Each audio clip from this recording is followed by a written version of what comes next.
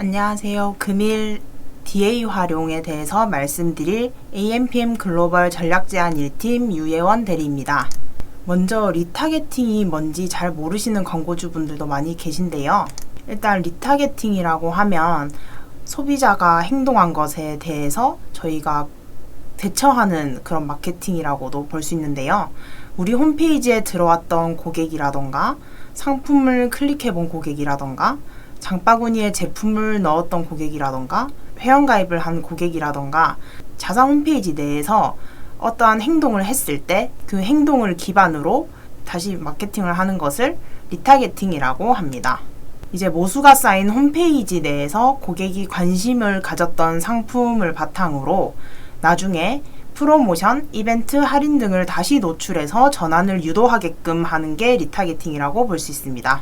그렇다면 이 리타겟팅이란 걸 누구나 가능한가요? 라고 물어보신다면 저는 NO 라고 대답을 해드리고 싶은데요. 일단 자사 홈페이지가 있어야만 리타겟팅도 가능한데요.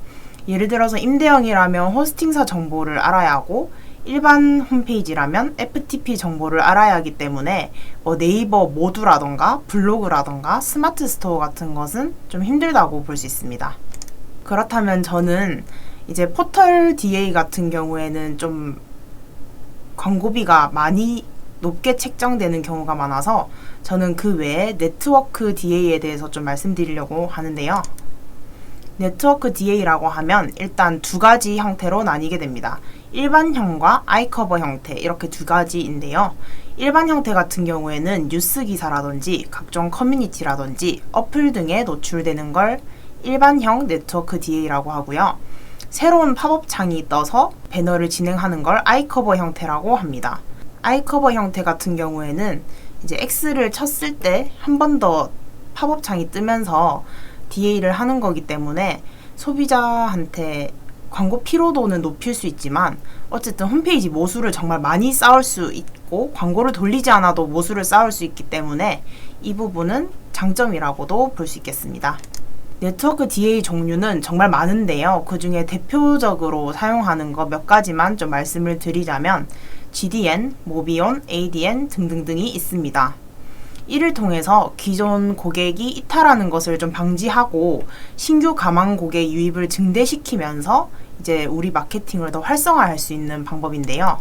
네트워크 DA별로 거의 비슷하긴 하지만 각자 특징이 조금씩 다릅니다. 먼저 GDN, 구글 디스플레이 네트워크 같은 경우에는 이제 이 네트워크 DA들 중에서 노출구자가 가장 많고 구글 매체도 노출이 되기 때문에 플레이스토어라든지 구글 뉴스라든지 유튜브에도 노출이 좀 되고 싶다 하시는 분들은 GDN을 많이 이용을 하시고 계십니다.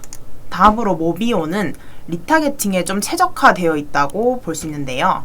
리타겟팅이 좀 세분화되어 있기 때문에 아무래도 리타겟팅 할 때 가장 최적화되어서 노출시킬 수 있다는 것이 장점이라고 볼 수 있습니다. 다음으로 ADN 같은 경우에는 홈페이지를 끄기 전에 X창으로 가려고 하면 특가 세일이 뜬다든지 홈페이지 내에서 배너가 가능하다는 장점이 있고요.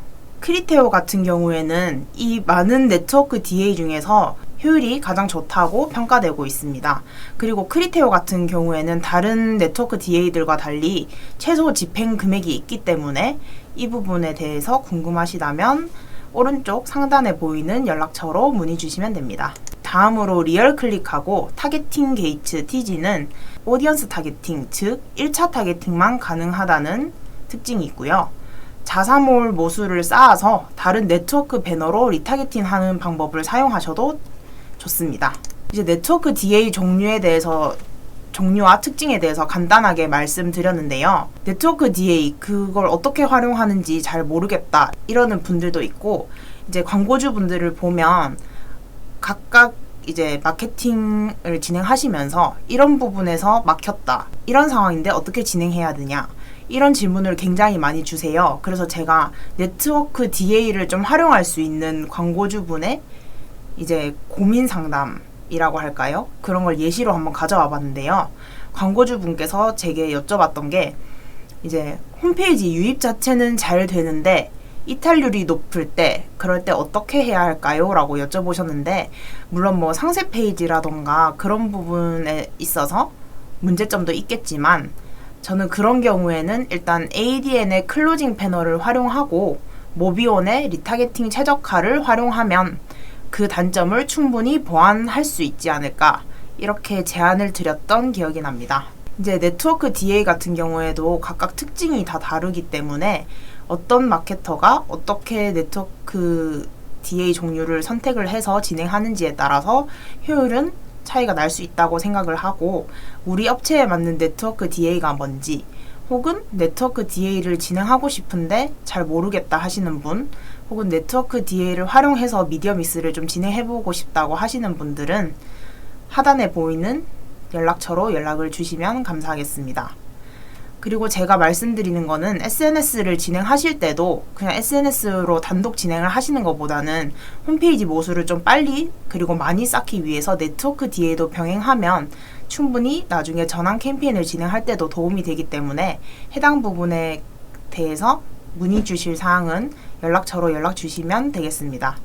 이상 AMPM 글로벌 전략제안 1팀 유예원 대리였습니다. 다음에는 더욱 유익한 영상으로 찾아뵙도록 하겠습니다. 감사합니다.